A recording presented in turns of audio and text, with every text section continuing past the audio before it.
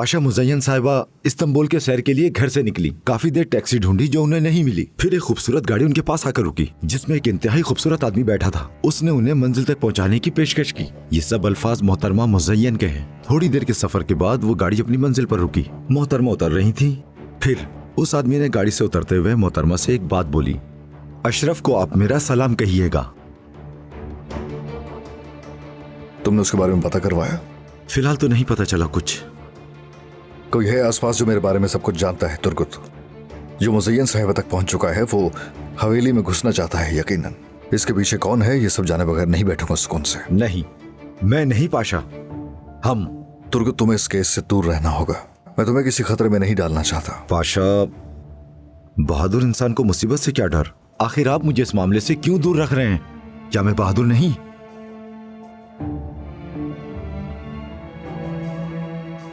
क्या हुआ? क्या बात है? हारिका ने क्या किया तुम जानना चाहते हो? बताएं मुझे। उसने मंगेतर को बताया कि मैंने उसे किस किया। लेकिन उन्होंने ऐसा क्यों किया? जबकि ये बात हम दोनों जानते हैं कि वो इस तरह का मजाक बिल्कुल बर्दाश्त नहीं करता। तो फिर आपने पूछा नहीं कि हारिका ने ऐसा क्यों किया? बुरा लगा होगा।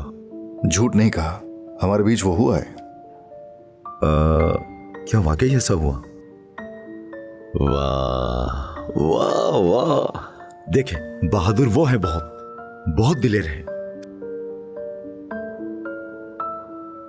सुरैया भी ऐसी ही थी।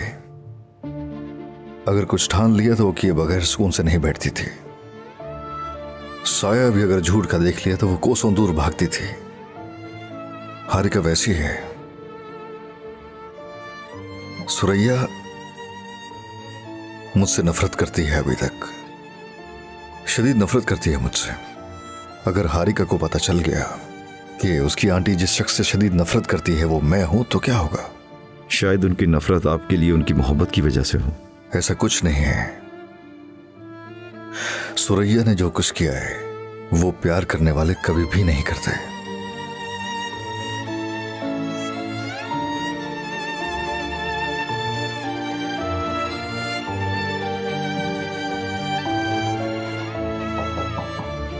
आ जाए। आंटी,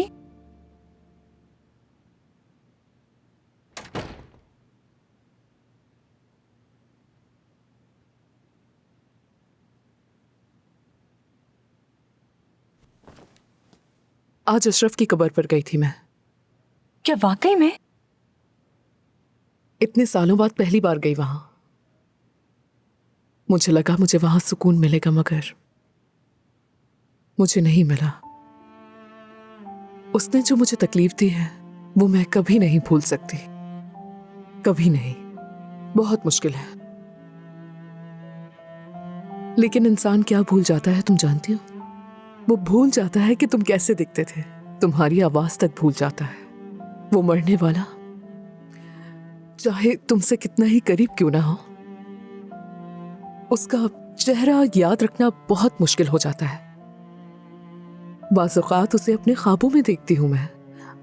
वहां गार्डन में ऐसे खड़े होकर घूर रहा होता है मुझे जैसे कोई डरावना ख्वाब हो।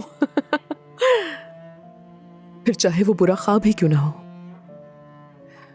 मैं नहीं चाहती कि वो खत्म हो। आए, बहुत याद करती हूं मैं उसको। जानती हो आज मैंने क्या महसूस किया?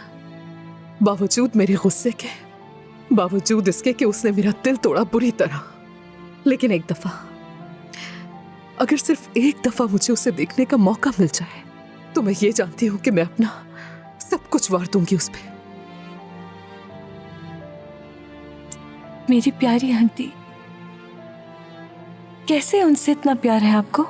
कैसे ऐसे आदमी को बरसों देखे बगैर इतना चाह सकती है? वो कैसे इंसान थे? हाय, एक ठहरा हुआ समंदर था वो मेरे लिए। उसे देखकर सुकून मिलता था, कॉन्फिडेंस आता था। वो एक ऐसा आदमी था जिसके इर्द गिर्द रहते हुए अपने आप को औरत आजाद महसूस कर सकती थी। यानी बेहतरीन शख्स था।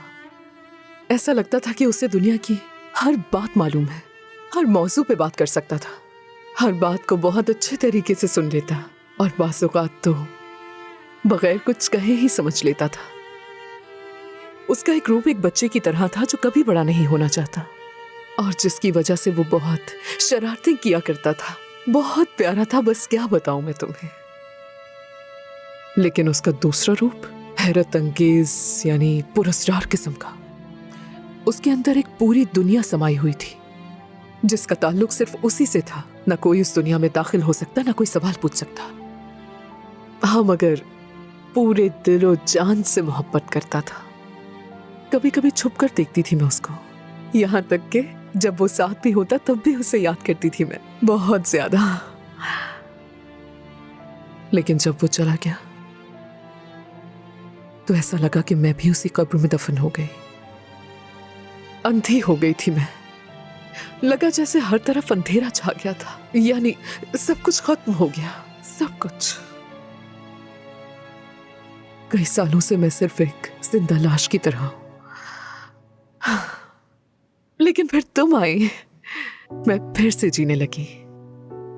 तुम ज़हरन, तुम सारी बच्चियां मेरी जीने की वजह बनी। इसीलिए चाहती हूं कि तुम सब वो करो जो मैं नहीं कर पाई, वो जिंदगी जियो जो मैं नहीं जी सकी हूं।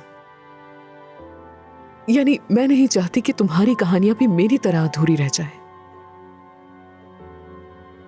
और हारिका, हारिका मेरी जान, क्या हुआ मेरी बेटी, क्यों रो रही हो? बताओ मुझे। आंटी, मुझे कुछ समझ नहीं आ रहा। कंफ्यूज्ड हूँ, डर लग रहा है मुझे।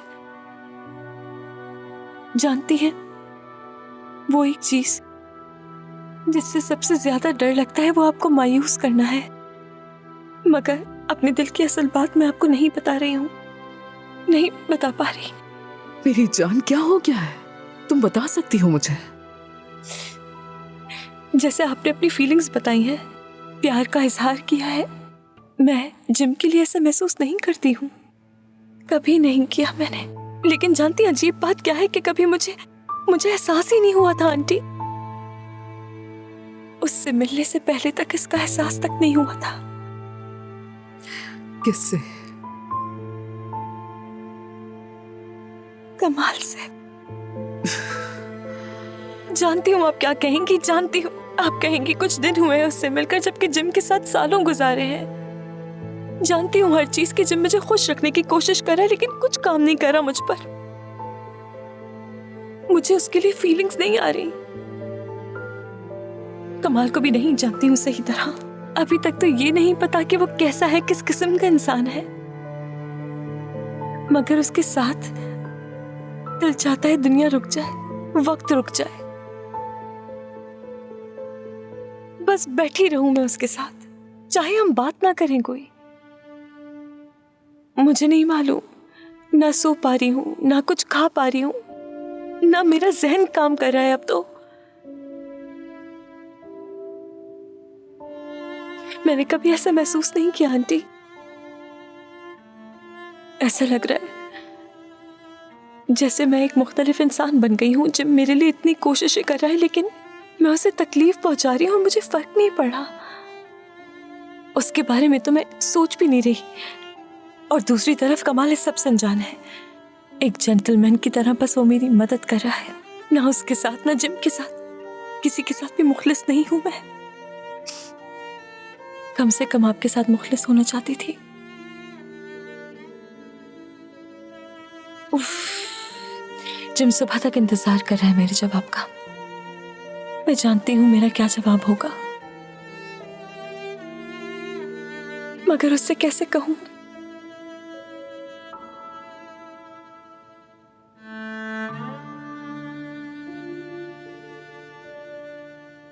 क्या नाराज है मुझसे?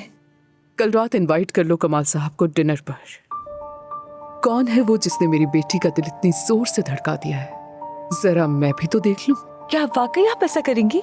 हाँ हाँ, उनसे कहना कि मेरी आंटी आपका शुक्रिया अदा करना चाहती है उनकी अम्मी को ढूंढने के लिए। और जिम को प्यार से समझा दो सारी बात। आखिरकार वो भी तो बेटा है ना किसी माँ का, तो उसके साथ भी गलत ना हो जाए। जितनी जल्दी हो सके बात करो उससे। Thank you so much.